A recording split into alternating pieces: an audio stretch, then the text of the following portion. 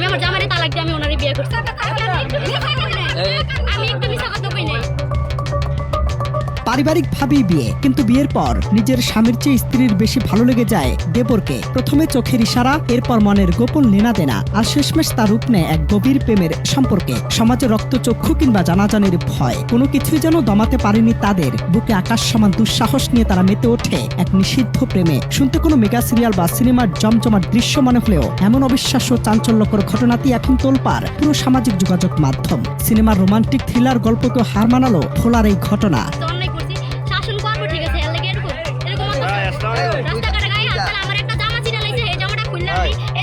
প্রেমে অন্ধ এই যুগল যে কোনো মূল্যে এক হতে মরিয়া ছিল। পরিস্থিতি বুঝে অত্যন্ত সুকৌশলে প্রথমে নিজের স্বামীকে তালাক দেন ওই গৃহবধূ। এরপর সংসারের সব মায়া ত্যাগ করে গত 6 জুন দেবর নয়নের হাত ধরে অজানা উদ্দেশ্যে পাড়ি জমান তিনি। ভোলা সদর উপজেলার আলীনগর ইউনিয়নের 5 নম্বর ওয়ার্ডের বাসিন্দা মোহাম্মদ ইউসুফের স্ত্রীর সঙ্গে তার চাচাতো ভাই অর্থাৎ দেবর নয়নের পলায়নের ঘটনাটি জানাজানি হতেই দুই পরিবারের মাথায় যেন আকাশ ভেঙে পড়ে। শুরু হয় চরম উত্তেজনা, আর চারদিকে চলতে থাকে তাদের হন্য হয়ে খোঁজার পালা।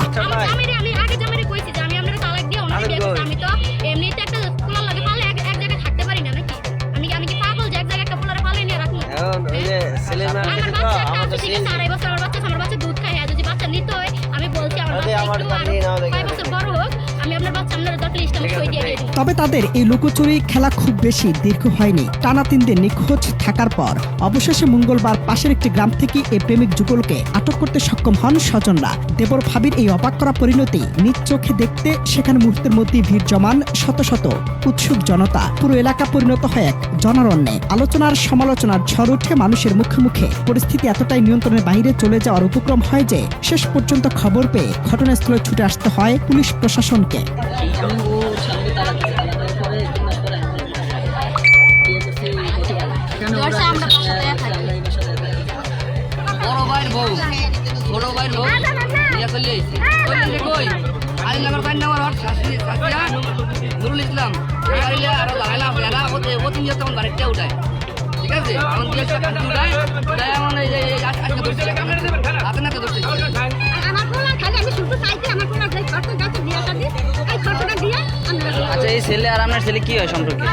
স্থানীয়দের কাছ থেকে জানা যায় এই গোপন প্রেমের বিষয়টি নিয়ে দুই পরিবারের ভেতরে দীর্ঘদিন ধরেই নানা গুঞ্জন ও চাপা বিরোধ চলছিল। কিন্তু সব জল্পনা কল্পনার অবসান ঘটিয়ে দেবরের সঙ্গে গৃহবধূর এই পলায়ন ও আটকের ঘটনা পুরো ভোলার আলীনগর এলাকায় জন্ম দিয়েছে এক ব্যাপক চাঞ্চল্যের।